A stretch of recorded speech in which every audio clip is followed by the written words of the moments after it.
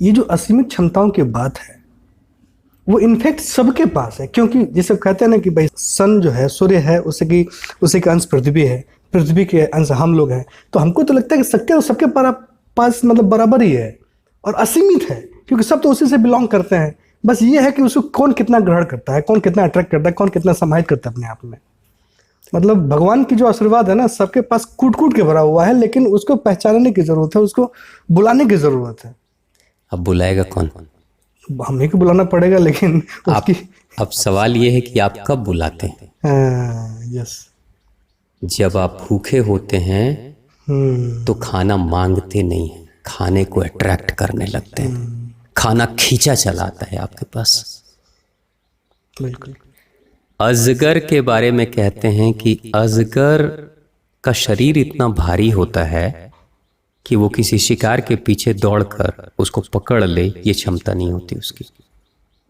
खासतौर से अजगर हिरण वगैरह खा जाते हैं या दूसरे जानवरों को खा जाते हैं। जिन किसी भी जानवर को अजगर खाता है वो जानवर अजगर से ज़्यादा तेज भागने वाले होते हैं। लेकिन फिर आप सोचिए कि अजगर के मुंह में क्या जानवर घुसे चले जा रहे हैं? बिल्कुल नहीं।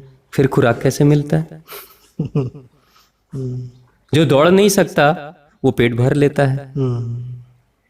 साधारण भी खाना नहीं होता है उसका, बहुत बढ़िया खाना होता है, हैवी डाइट होती है, कैसे पेट भर लेता है?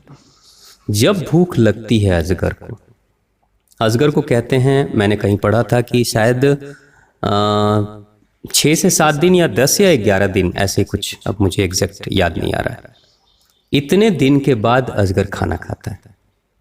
कुछ एक ड्यूरेशन है कि खाने के डाइट के अनुसार से जितने दिन की डाइट है उतने दिन अगर खाना चला गया, उतने दिनों का कोटा उसके पेट में, तो अजगर उसके बाद खाने के लिए बिल्कुल नहीं सोचता, बिल्कुल नहीं, है ना। लेकिन जब अजगर का पेट खाली हो जाता है और भूख बढ़ने लगती है, तो भूख बढ़ते बढ़ते भूख की तीव्रता इतनी ज्यादा बढ़ जाती है कि उसके पूरे अस्तित्व से भोजन अट्रैक्ट होना शुरू हो जाता है। पूरे अस्तित्व से वो भोजन को, यही है लॉ ऑफ अट्रैक्शन। भूख इतनी प्रबल हो गई कि इस ब्रह्मांड से वो भोजन मांग रहा है, उसको भोजन चाहिए एट एनी कॉस्ट। तो कहते हैं विशेषज्ञ कि अजगर की आंखों में एक खास तरह की ऊर्जा निकलनी शुरू हो जाती है, सम्मोहन की शक्ति अजगर की आंखों से। और वो शक्ति इतनी प्रबल होती है कि कोई भी आसपास में जानवर अगर आ भी जाए कुछ खास रेडियस में, कुछ खास दायरे में, तो वो सम्मोहन की शक्ति खींच लेती है उसको, उस जानवर को। और उस जानवर को खींचती है तो कैसे खींचती है? चुंबक की तरह नहीं खींचती। वो सम्मोहन की उसकी शक्ति उसके दिमाग के उठने वाले विचारों को निष्क्रिय कर देती है, इनएक्टिव कर देती है, और सोचने समझने की क्षमता उसकी खत्म हो जाती है। फिर वो जानवर अगर खुली आंखों से देखता भी है कि सामने अजगर है, लेकिन अपनी सुरक्षा के लिए अपने आप को दूर कर नहीं पाता, सम्मोहित हो जाता है, खींचा चला आता है अजगर के पास में, और अजगर बहुत आसानी से लपेटकर और अपने जबड़े में फंसाकर उसको खा लेता है। लेकिन अगर अजगर का पेट भरा हुआ हो, मान लीजिए अजगर ने आज खाना खाया और कल कोई जानवर सामने से उसके गुजर रहा है, तो उस दिन अजगर उस जानवर को सम्मोहित नहीं कर सकता, और उस जानवर को अजगर पकड़ नहीं सकता। क्यों? क्योंकि सम्मोहन की शक्ति तो बढ़ी थी भूख से ना। अब यहां पे आज का खाया हुआ अजगर दूसरे दिन किसी जानवर को अट्रैक्ट नहीं कर पा रहा है, लेकिन पड़ोस में ही दूसरा कोई अजगर है जो 7 दिनों से भूखा है, वो उसी जानवर को अट्रैक्ट करके खा लेगा, सम्मोहित करके खा लेगा। लेकिन जिसका पेट भरा है 2 दिन पहले, वो नहीं खा पाएगा। तो लॉ ऑफ अट्रैक्शन के आर्ट को समझने के लिए आपके जीवन में भूख का होना जरूरी होता है। लक्ष्य का भूख चाहिए ही चाहिए, किसी भी हालत में चाहिए। लेकिन जो लोग सिर्फ लॉ ऑफ अट्रैक्शन की बातें करते हैं लेकिन उसके अनुसार से उनके अंदर वैसी भूमिका नहीं बन पाती है भूख वाली, वो खूब पढ़ाई करते हैं, खूब बातें करते हैं, खूब फोटो लगाते हैं, खूब नोटें अपने छतों में चिपकाते रहते हैं और कल्पना करते रहते, कुछ नहीं होता। यही कारण है, क्योंकि इस ब्रह्मांड की उस बिखरी हुई ऊर्जा को घनीभूत करके, मैटरलाइज्ड करके, भौतिक रूप में साकार रूप धारण कराने की स्थिति बनाने वाला कोई है तो वो भूख है। आपकी भूख ही अट्रैक्ट करती है भोजन को। सबसे बड़ी बात है कि एनर्जी देने वाला दिल है, गेटवे। वो कहते हैं ना, जहां से गेट खुलता है ब्रह्मांड की ऊर्जा के लिए, अवचेतन मन। क्या बात। अवचेतन मन का जो गेटवे है वो दिल है, और भूख है पेट।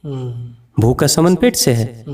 अब भूख का जब संबंध जब पेट से है, तो जब पेट भूखा होता है तो सिर्फ भूख पेट में नहीं होती, फिर आंखों में भी भूख झलकने लगती है, फिर कान में भी भोजन की ही बातें सुनाई देने लगती है, फिर नाक से स्मेल भी भोजन को, वो इंसान सूंघता भी है भोजन को, वो सुनता भी है भोजन को। अगर 10 लोग कुछ चर्चाएं कर रहे हैं, अनेकों तरह की चर्चा कर रहे हैं, और वो इंसान उनकी बातों में ध्यान नहीं दे रहा है, लेकिन उनकी चर्चा में अगर कहीं भोजन की बात आ जाए तो वो सुन लेगा, अगर वो भूखा है तो।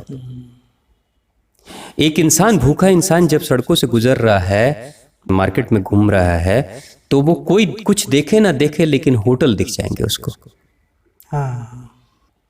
यानी कि जब भूख पेट में होती है, प्रबल भूख होती है, तो विचार भी भूखा हो जाता है, दृष्टि भी भूखी हो जाती है, श्रवण भी भूखा हो जाता है, स्मेल भी भूखी हो जाती है, टेस्ट भी भूखी हो जाती है, पूरा अस्तित्व मांग रहा होता है। तो पेट का संबंध भी अवचेतन मन से ही है, और दिल का संबंध भी अवचेतन मन से ही है। तो डिमांड अगर अवचेतन मन से उठ गई तो शक्ति देने वाला अवचेतन मन ही है, क्योंकि आपके ब्रह्मांड से कनेक्शन अवचेतन मन का है। तो सबसे बड़ी बात है कि जो पावर सप्लायर है उसी के कोडिंग में अगर बात की जाए तब आपको वो अपनी ऊर्जा देगा। अब जैसे घर के स्टोर में जहां अनाज ही अनाज रखा हुआ है, स्टोर कीपर के पास अगर एक बच्चा जाता है और कहता है मुझे आलू दे दो, मुझे चावल दे दो, मुझे गेहूं दे दो, तो स्टोर के ऊपर नहीं देगा। लेकिन अगर माँ जाएगी और कहेगी मुझे आलू दे दो, चावल दे दो, तो वो स्टोर कीपर पूछेगा भी नहीं, क्योंकि उसको पता है कि ये तो खाना बनाने के लिए मांग रही होगी। लेकिन जब बच्चा जाएगा तो वो नहीं देगा। क्यों नहीं देगा? क्योंकि ये खेलने के लिए मांग रहा होगा, ये व्यर्थ करेगा, इसको मत दो। तो पात्रता कैसी है? माँ की पात्रता कैसी है? माँ की पात्रता पे डाउट हो ही नहीं सकता इस ब्रह्मांड को, उस पावर सप्लायर को, स्टोर कीपर को डाउट हो ही नहीं सकता, क्योंकि ये खाना बनाने के लिए मांग रही है, इसको दे दो, पूछेगा भी नहीं सवाल। लेकिन बच्चे के पर्सनालिटी पे डाउट हो सकता है, इसलिए वो कितना भी मांगे, रोए धोए, लेकिन नहीं देगा। और देगा भी तो वो थोड़ा सा देगा, ले जाओ, जाओ शांत हो जाओ, जाओ। मेन क्या है कि इस पूरे ब्रह्मांड की उस ऊर्जा को अट्रैक्ट आपको करना है, तो आपको अपनी क्षमता, पात्रता विकसित करनी पड़ेगी। जगाओ, भूख जगाओ।